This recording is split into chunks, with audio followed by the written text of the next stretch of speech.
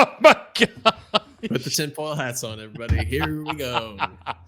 Father Kelly's Yeah, the reoccurring Northern segment Lights. we're gonna call this one Look Up with Father Kelly. Hey, are we recording? I just hit the Oh, record he's button. got his candles. Oh, Even if there's ever anything that you would not like to be on the recording, we can always edit out. Could you black out Father Pirano's face Yeah, Put a when he- happy face when he was like, careful with that, Father Charles. You had technical issues before we started this podcast. be sure you so mute your microphone in case you start snoring. you're playing with fire. or cussing. One of the two. Okay, that's my problem. I've got the mouth of a sailor, but I get seasick. Hey, can you? Alex can attest to that. And the next one, And I can attest that he cusses. I called his classroom yesterday. No. No, it wasn't yesterday. It was a couple days ago. It was raining, and I called his classroom and said, "Hi, this is the office. Could you send Father Allen up? He's being checked out because of the weather." he's getting moved. The kid that answered the phone was like, "Who?" He's a, who is it? yeah, that's great. That is great.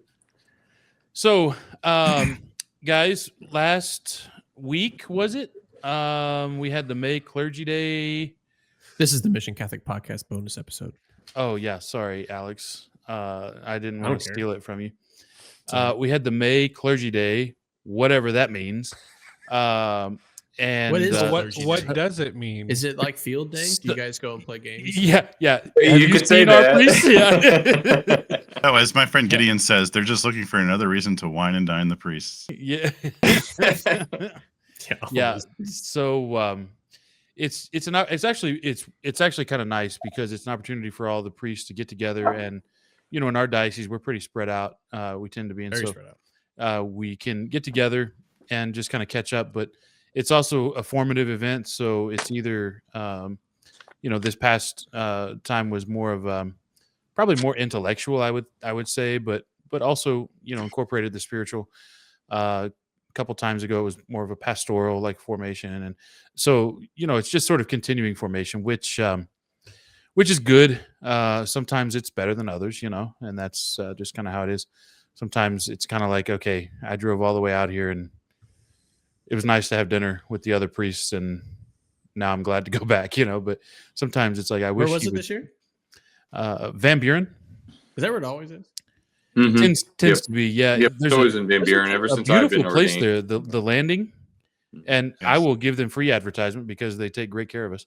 Great restaurant, great lodging. Great. Yeah. Everything there is great. It's right on the river, right on the current Nice. river, and just a great little place. But anyway, this year's presenter was someone who most of us, I think, had as a professor, Dr. Lawrence Feingold, as Father Kelly mentioned previously. And he wrote the book on the Eucharist, other than, like the scriptures. But he wrote a book on the Eucharist, interestingly enough, titled The Eucharist. And he really focuses on three things. I don't know mystery this guy, of- but we probably could have gotten a better title. I mean, it's like, Why though? It's the I mean, source Very, of very original. yeah. I mean, It's not the whole title. It's It's the Eucharist, mystery of presence, sacrifice, and communion.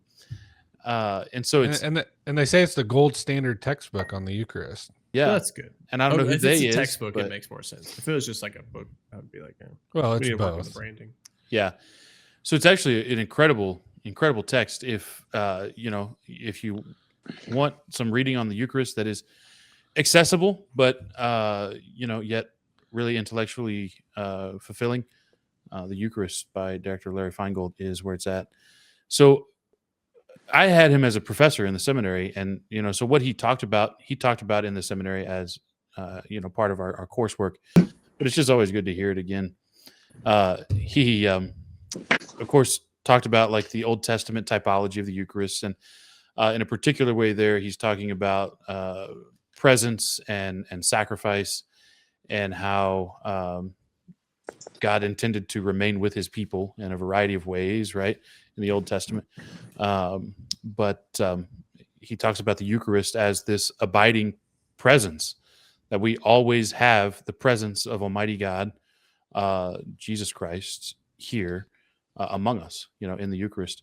And there's something significant about like the church building and the tabernacle, right, as this dwelling place of the Most High God.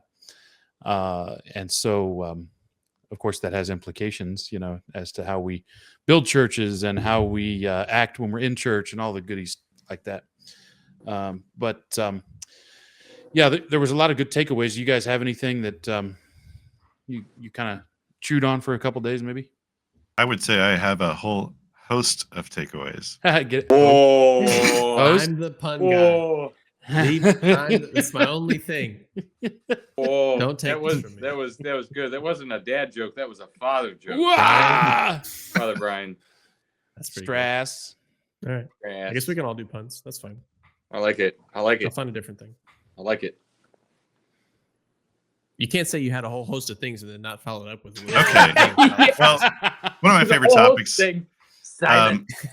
And it was just very good to have a room full of priests listening to Dr. Feingold, who is not a priest, he's a layperson, but a man really in love with the Eucharist and more knowledgeable in theology in general than probably all the priests in that room were.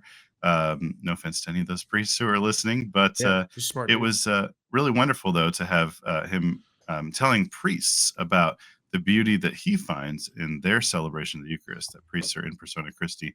He also talked about that the participation, as we mentioned in our last episode about Missa Vatican II, participation in the Eucharistic sacrifice is so important. We as Catholics, I think we're trained and we tend to think of Mass as where we get something out of it. We get to receive communion. Receiving the Eucharist is unimaginably great. It is such a privilege. It is a divine gift. Receiving the Eucharist is so powerful. That's why we bring communion to the sick when they can't go to Mass. However, if we believe that Mass is just about waiting until we get to receive communion, we're missing out on the whole point of Mass. It is about receiving Christ in the gift of the Eucharist, but part and parcel of that experience is offering the sacrifice. And Dr. Feingold really brought out the implications of how in the Mass it is the representation of Jesus offering himself to the Father, and we, the body of Christ, participate in that offering. So participation in Mass means being part of that sacrifice, means offering Christ and offering ourselves to the Father. And if we just skip over that and say we get to receive communion, like a little goodie we get at the end of Mass, I don't want to demean receiving communion. It is so powerful and good, but it really is only a part of what the Mass really is. And so we don't want to skim over how important it is to participate in the Mass. If you are somebody who doesn't receive communion, maybe you're not Catholic, but you do go to Mass. Maybe you're not 7 years old yet and you haven't had your first communion. Maybe you are in a state of mortal sin or not in good standing with the church. We don't want to overlook how important it is just simply to be at the Mass and to participate. Even if we can't receive the Eucharist in a sacramental way, we can still participate in that sacrifice. So I thought that was really great to highlight and to bring to the forefront of the discussion. One thing that you said, actually, it kind of brought something back to me that I found really moving, actually. So Dr. Feingold, he's a daily Mass guy, he and his wife both, and absolutely loves our Lord in the Eucharist. And he was so passionate, when he was talking about all this theology of the Eucharist. And like you said, when he was talking to a room of priests, he would say, "This is what you do. This is what you do every day." And he would pause and he would say, "Thank you." And that was very moving to me because, I mean, obviously I do that every day, but sometimes it can become somewhat rote. And I think for him to just remind us of that, it was incredible. And to say, like, thank you, like this is something incredible that I can't do myself. So thank you for that. And so thank you, fathers, for what you do. Yeah, and I was, really just reminded of certainly our role as priests, in offering the sacrifice, of the Mass and really just being present there, at the foot of the cross of Calvary and offering the sacrifice and representing it, to our faithful. That is something that is so needed in our catechesis, of the Mass and of the faithful, of just reminding them of where they are whenever they go to Mass, because I preached about this some time ago to my people, that whenever we go to Mass, we don't go first and foremost to get something out of it. It's not why we go first and foremost. We go first and foremost to give worship to God. But so often in our Catholic world, well, I go to Mass to get something out of it. That's not worship of God. Mhm. That's self-worship. If you think about it, it's self-worship. I go to Mass so I can get something out of it. Self-worship. That's what that is. And we've been entrenched in that. We've been trained to kind of think that. Mhm. Right. That's. I mean, we see this, right? When do the most people come to Mass? It's Ash Wednesday when you get the ashes, when you get something, and yeah. it's Palm Sunday when you get a palm, right? Yep, We when have you get churches something. are packed. Non-Catholics come to the Catholic Church on Ash Wednesday, the most miserable day of the year, right? Because Yes. they get something. Yep, exactly, because you get something physical, which that's all well and good, but we don't go to Mass first and foremost so we can get something out of it. That's secondary. That's actually secondary. We go to Mass first and foremost so we can give worship to God. That's why we go. But most Catholics, I don't think, understand that. I didn't understand that for a long time. But we need to get back to that understanding, because we also have to remember the first 3 commandments have to do with God. Yeah. Have to do with our love of God, and the last 7 have to do with love of neighbor. They're both sets are important, obviously, but God comes first.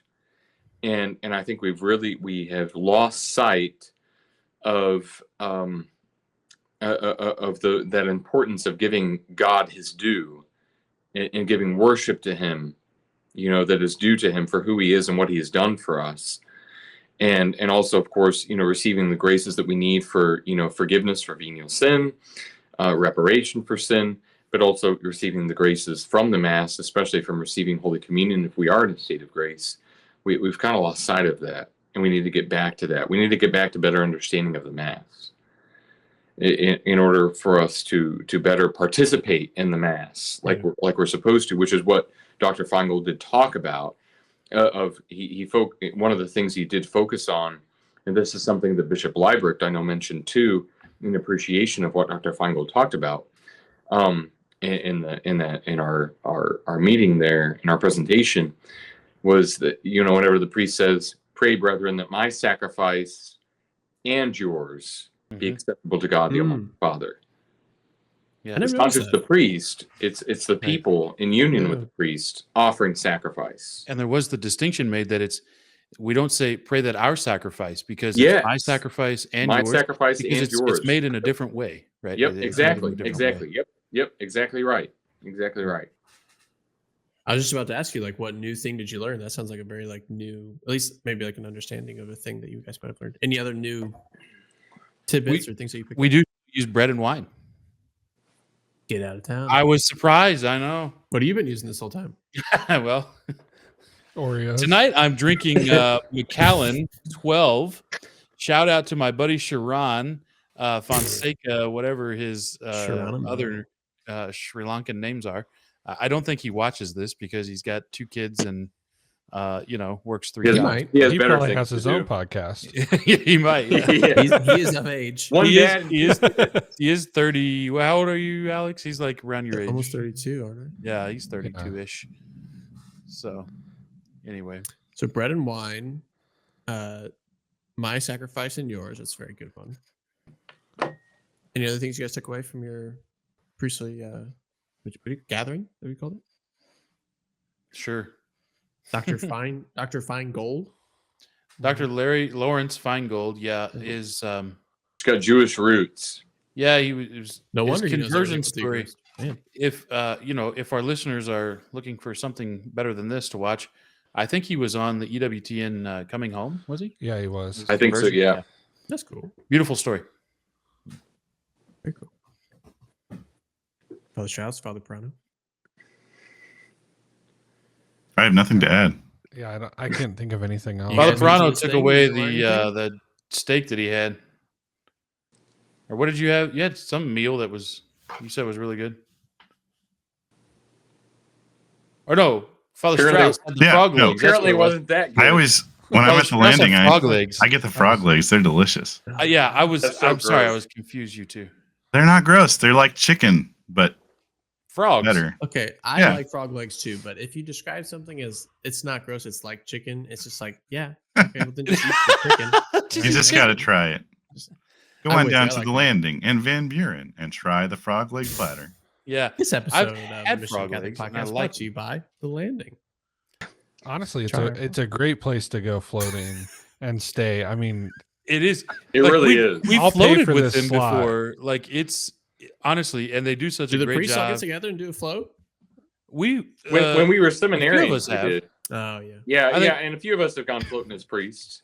Yeah. Were any When of you every- guys a part of the float where when we were seminarians, we had mass at St. Mary's in Cape, went floating, and then you mean drove when we to almost Forsyth. died? When we almost died, yes. Were you guys all a part of that? I don't know if I was in that year or not. How'd you Did it- almost I die? think I missed that year. Okay, so so every year we had a seminarian gathering, usually right before we all went off to school. It was in early August, and this particular year we had mass. It was on a Sunday with Bishop Johnston, who was our bishop at the time. We had mass with him. We had a nice lunch at St. Mary's in Cape, and then we drove to Van Buren to go floating. So we went floating in inner tubes, and which was great. But In we your were cassocks? for like Yeah. right in our Gazics, yeah. No. Really? But we went floating. It was what 3-4 hours. Probably. And, it was hot. It was super hot. It was August, and then we drove to Forsyth, Missouri, to go to this place on the lake there at Lake Taneycomo to stay. And as we all kind of got towards the end of the trip, like as you're going down to this place in Lake Taneycomo, near Forsyth, the roads go like this. I Yeah. mean, Yeah. I wore crazy. my horn out honking at my own taillights on that road. What? But we're driving, and That's an Orff joke. Yeah. I mean, it was just crazy. We were all just so tired, and it was probably not the most prudent thing that we've ever did in our lives. But we all got there safely, thanks to our guardian angels. But I'll never forget that, and I'll never forget Bishop Johnston telling the story where he was hallucinating seeing Yeah. animals in front of his car that weren't there. That was the best part. I loved when he told that was the story. best part was him telling the story the next morning of him hallucinating, and Well, like as he's driving Well, real yeah, slowly yeah. on these curvy roads. Well, yeah, I saw these deer and these other animals that just weren't there. It's just like the Yeah. dream of St. Peter. Yeah, exactly. And then he Oh, I ate love that, it man. next morning because it was legal. It was great. what was funny is we went so the year after we all came along and we went floating again, I think, if I remember right. Or was that 2 years? Maybe 2 years. I think it was I think it was years. 2 years later because Yeah. we went to Deshin's, that place where Deshin might have been on the rock. What? Oh, there's a there's a shrine thousand to St. Rose stories. Philippine Duchenne in some Sugar Creek, backdoor Kansas. Kansas. Yeah, Yeah, and the tour guide like told us like, well, we think she might have been on the rock, and so there's like, a rock that was we're just probably looking someplace at we're because of just it. looking at this rock where she might have been praying. I don't know, Father could've been. Patrick wouldn't even get off the bus because he was There too were scared too of many the trees. forest. And anyways, there was the next year that we went floating, and I'll never forget. Like Bishop Johnson just said, "I'll see you in Forsyth." Like, he didn't join us. Yeah, which do we remember almost that. we almost died that time too because we were so tired and we got there late, and then Yeah. someone got a flat tire. And we had Noticing to a go pattern. back, and You guys Oh, risking my your lands. lives to go Yeah. floating on a river. And yeah, we kind of put an end to it after that. Gentlemen, I think we We- can do an yeah. episode on seminarian stories. Oh my would be- goodness. we That will need be to. a There's- subscriber only. Yeah, yeah, that's a lot of money to see. Yeah. Yeah. There were some good ones. There were some really good You know, ones. tell the Father Kelly, tell the story of the state bird of Louisiana. Yeah, that was the same I was going to thing. say that. Bird story. What is it with you people? Yeah, I know. Birds, It's all man. about the birds, right? It's all about This the video birds. has gone to the birds. So yeah, exactly. So we were. This was my deacon year. We had mass at St. Peter's in Joplin, and then this is great. Father And Strauss has already lost it. Yeah, He knows what's coming. I'm this I so is know great. where this is So going. number one, just to give a little context to this, we after mass we had a nice meal at St. Peter's and everything, and that was all great. And then we get on this school bus, and it is the Oh, hottest thank day of Hades the and year. double it. Oh, Oh, no, no, Lord. Hold on. Pause. Don't forget about the Breathe out. don't forget about the polo shirts Oh, that we yeah. got. They That were were like thick as Kevlar. flak So we're jackets. wearing these polo shirts that are made of wool, basically, and we're wearing these things, and anyways, I'm not gonna get more into that, but we drive 2 hours or however long it was to go north to Sugar Creek, Kansas. I was seriously like, did St. Roseville Penducen come out here? But there's yeah, nothing yeah, out here. Yeah, right. Yeah, we So heard that she we was go in to, New Mexico. So we go to Mound City, Kansas, right? Okay, and apparently where St. Rose Philippine Duchenne, she stopped and had a burger or something. I don't know what it was, but so we visit this place. A lot and of there's burgers there's back then. Yeah. Yeah, there's a parish church that's there, and we visited, and it was a nice little pilgrimage site, and that's all great and everything. So we're in the church, and there's this gentleman presenting and talking about the church and the different stained glass windows and different images that we were seeing, and he points to this window of this pelican feeding its young. In traditional Catholic iconography, it's called the Pie Pelicane, the pious pelican, which is an image of the Eucharist, because there's this idea that a pelican, if it can't find food for its young, it takes its own flesh and feeds it to its young. Oh, I've seen that. So that's an image of the Eucharist, right? Because Christ giving us his own flesh, right? Okay, so the gentleman asked us what about he or someone asked us I think about one of the this pelican. seminarians asked about it, and you talked about Yeah, the yeah. pelican. And so Well- I mentioned that it was the image of the pious pelican, and I explained it and everything. And the gentleman explaining it, which God bless this guy, I think he was in bib overalls. Oh, He yeah. had a piece Corn of cob pipe. corn cob holding out of his mouth and everything. And he said, "Well, no, actually, the pelican's there in that stained glass window because it's the state bird of Louisiana." And that's where Rose Philippine Duchenne came from. And I'm like, Yeah. Oh my gosh. Okay. yeah, I can still remember his voice. The way it's been enshrined in my memory forever. yeah. Is he's like, does anybody know why there's a pelican in this window? And Joe Kelly, seminary at the time, was like, it's the pious pelican. He's like, nope, state bird of Louisiana.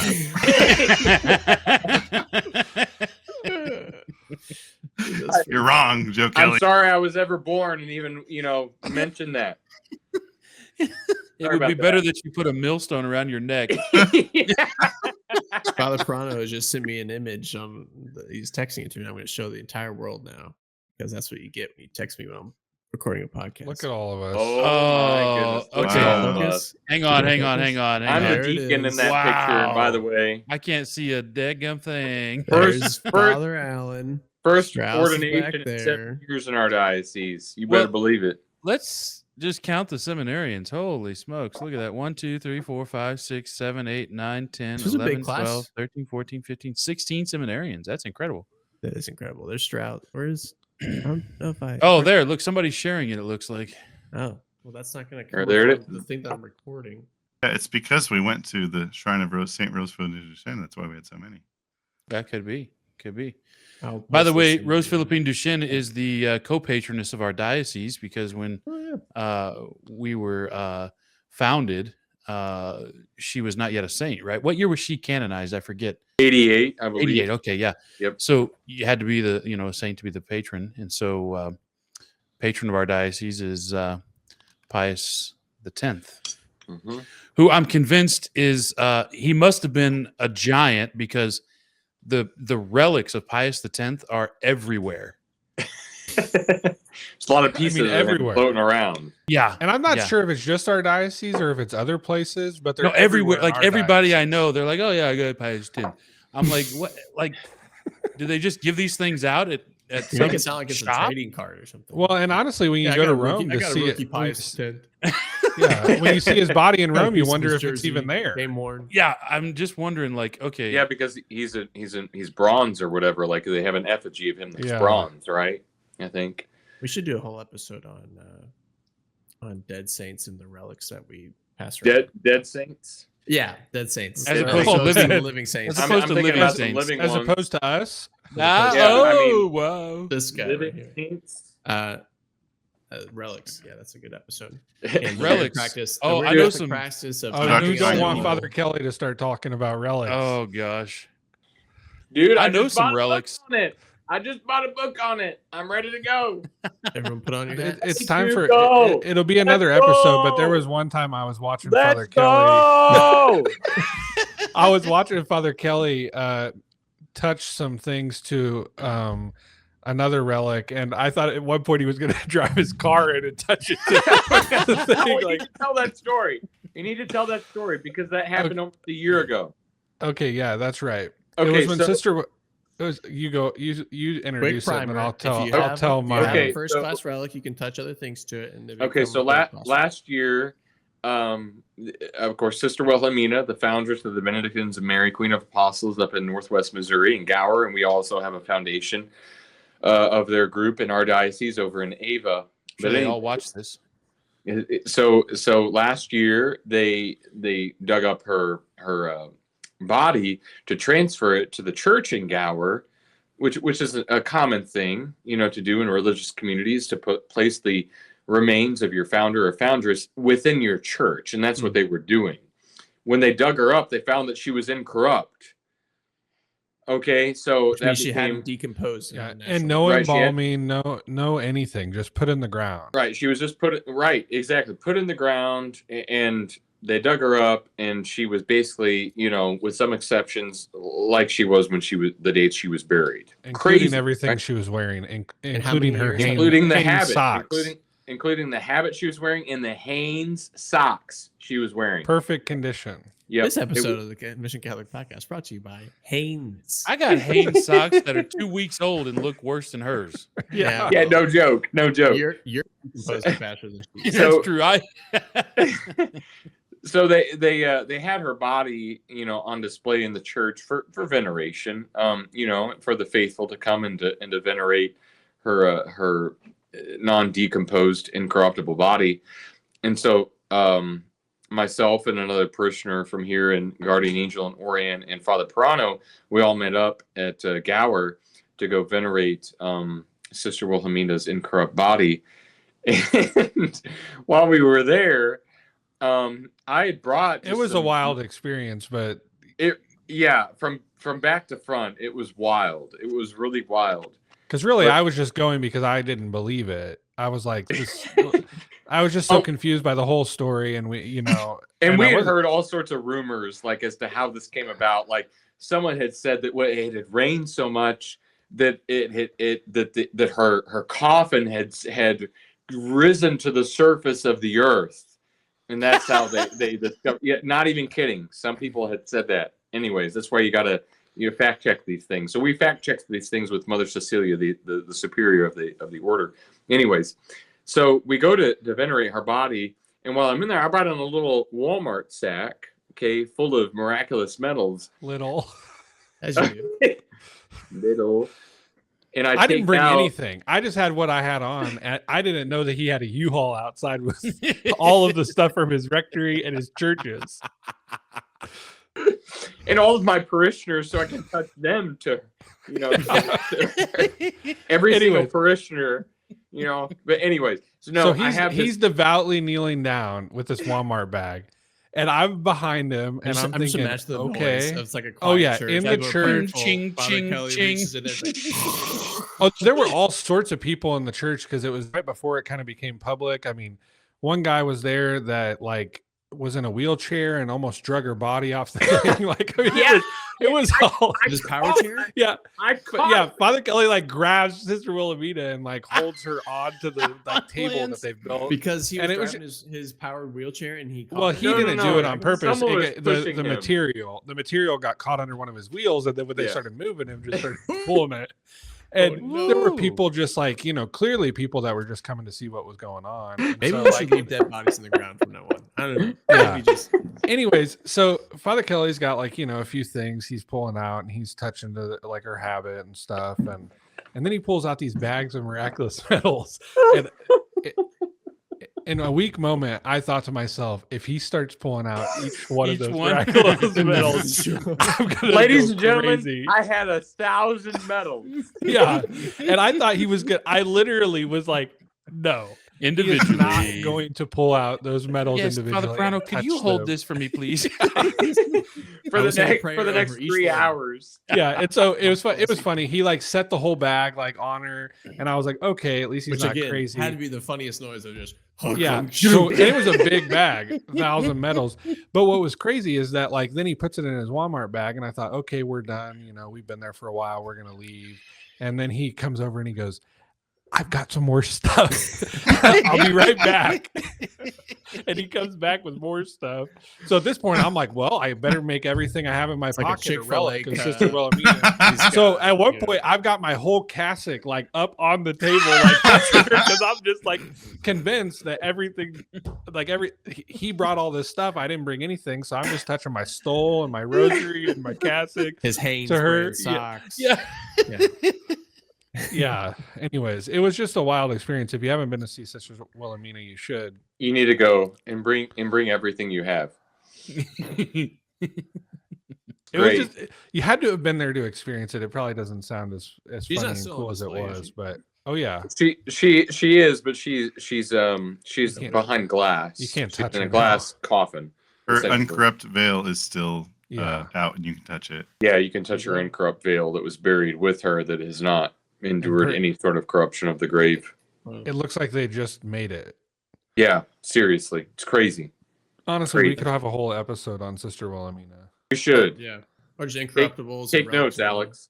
Yeah, I know. I'm not, but I'll remember it. Did Okay. you said somebody who like which one of our moms sent in a question? None of your moms. It was we have a few questions. I already closed the thing. Let me open it. The first and only comment we got officially on our social media was share your conversion stories. And that's a nice comment, and I think we should do that, but it's probably going to take a bit longer than we have. for Yeah, this that's Yeah, gonna be a whole agreed. episode. Another But I think episode. that'd be a good episode. So stay tuned. Watch Our- your podcast. Just feed. briefly, so I converted when I was like 8 or 9. Are y'all Credo Catholics? Yeah. Okay. Yeah. Mm-hmm. Yep. Cradles. From the cradle.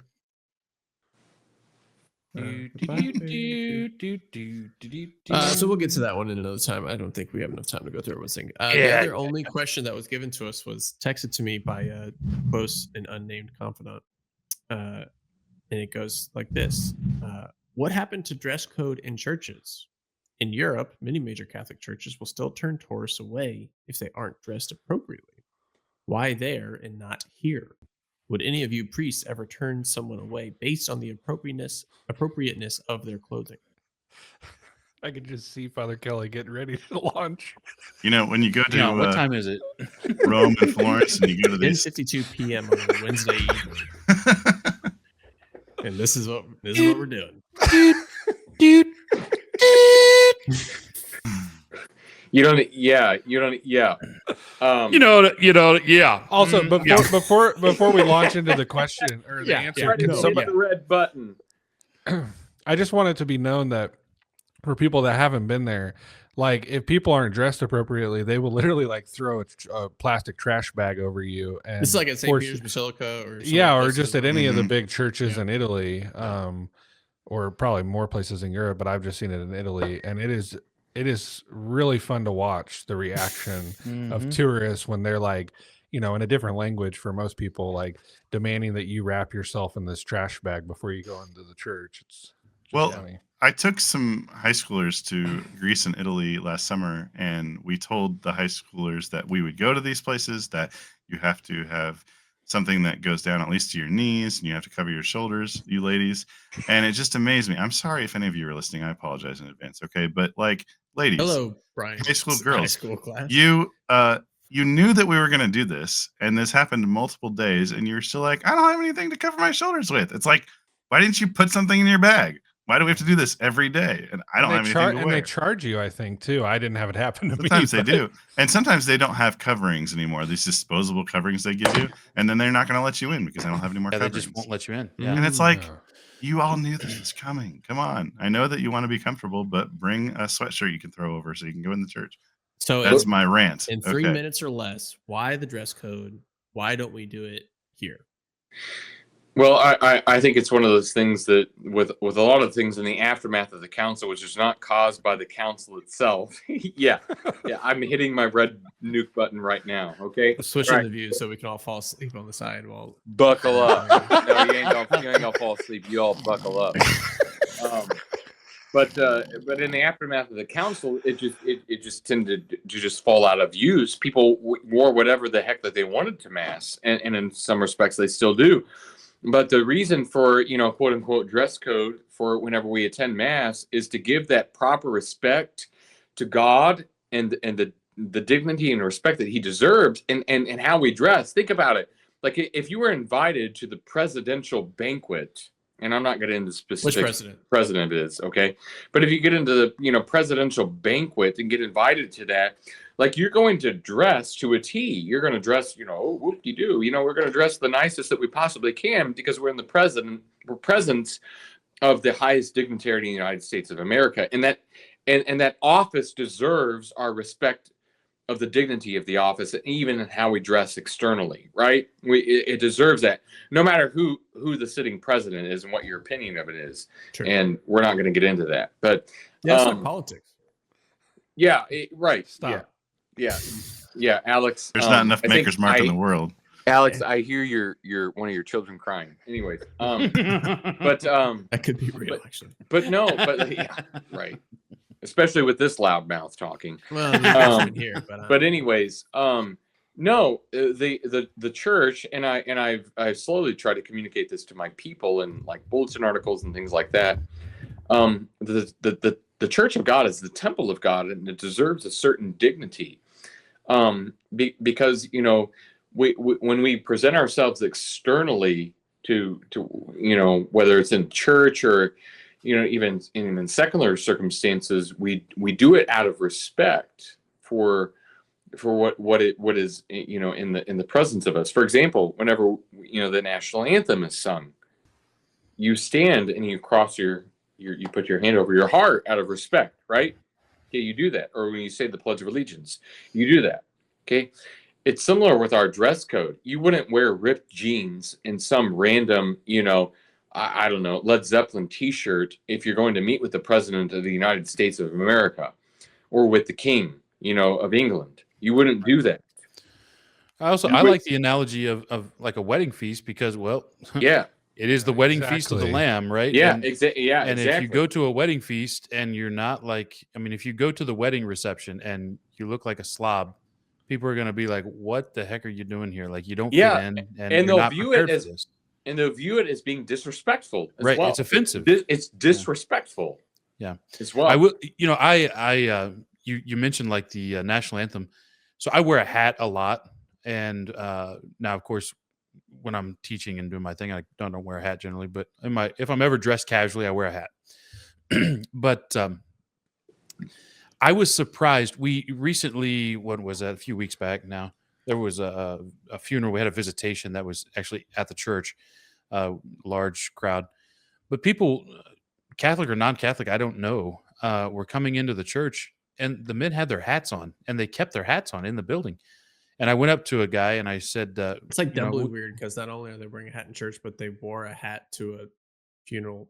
well, it was more of a fedora type, I mean, it wasn't like a ball cap, but it was still like, so I asked one of the guys, I said, can you take your hat off while you're in the church? And he just kind of looked at me like, I guess so. And I'm like, are we Mm. really to that point where it's like even when I was growing up, I had my hat on in my grandpa's house, and he said, well, why don't you take your hat off if you're going to stay inside? you know Yeah. And I mean, it was like Yep. that was a thing. Like, if you're inside, you take your hat off no matter what, but in particular in the church.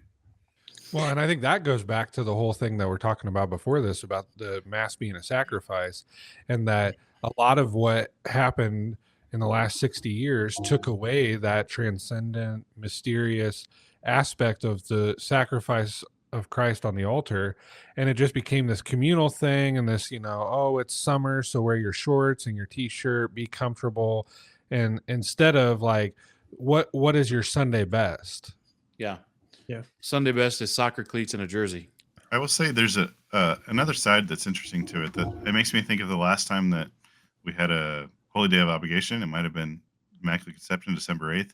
And I had an early morning mass, I had an evening mass, and I noticed that some nurses come wearing their scrubs. Some people come in wearing their work uniform.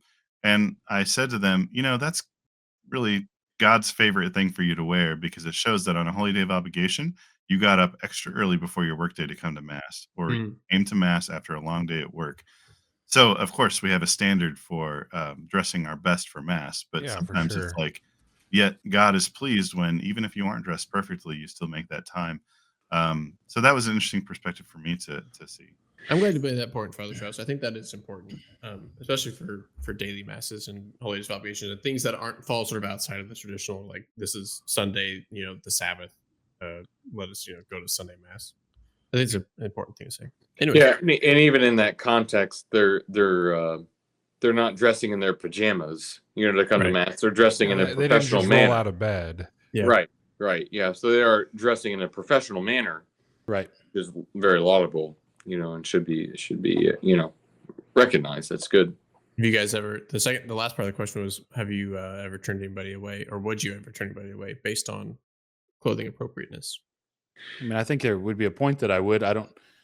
Have you done it yet? The thing is, I don't. I've asked people to remove their hats. I work in a high school, so I'm constantly saying, you need to fix your dress code, because, well, whatever. Anyway, it's pretty common, but I have not turned anybody away from church. There was one guy. So on Sundays, I have the Latin Mass here in Springfield, and there was a guy that showed up once, and you could tell he was out of place. He was in gym shorts and a ratty old T-shirt, and I think he just thought he was coming to the Sunday Mass, that to get it out of the way or whatever. But I didn't say anything to him because he was obviously a little bit embarrassed, and so I just I could tell that he was there to go to mass, and perhaps he had overslept or forgotten or whatever excuse to come up with. But he was also not like prancing around in the front of the church. He kind of was hiding in the back, and like I said, obviously a little bit embarrassed. And I think not that embarrassment is necessarily what we're looking for, but to recognize that maybe I'm not actually prepared for this like I should be. Yeah. You I know. think there's a standard that we should upheld within your parishes, within our parishes, within our community. But I think there's also charity, right? And Sure. understanding that Oh, people yeah. come from Yeah, absolutely. different situations. Yeah, I'd rather someone Absolutely. be there. Yeah, exactly right. Go to mass even if you don't have It's nice a clothes, slow go. and steady understanding of maybe changing the way we approach it and stuff like that. Yeah, and that's what I think it touches on some of the stuff that we talked on the last episode that we recorded this evening. Which I had a is- couple of young boys who received their first communion last year, and they wore a suit and tie to their first communion mass. And then they made it a contest with each other to see how long they could both wear a suit and tie to Oh, every awesome. Sunday mass. Love it. That was Absolutely great. love it. And unfortunately, you can't see it when they're wearing their cassock and surplice serving. But I think they gave up the contest, but they still dressed really nice, and that made a lasting impact on those boys. I absolutely love it. It's great. Well, this has been a wonderful bonus episode of the Mission Catholic Podcast. Thank you for listening. Goodbye.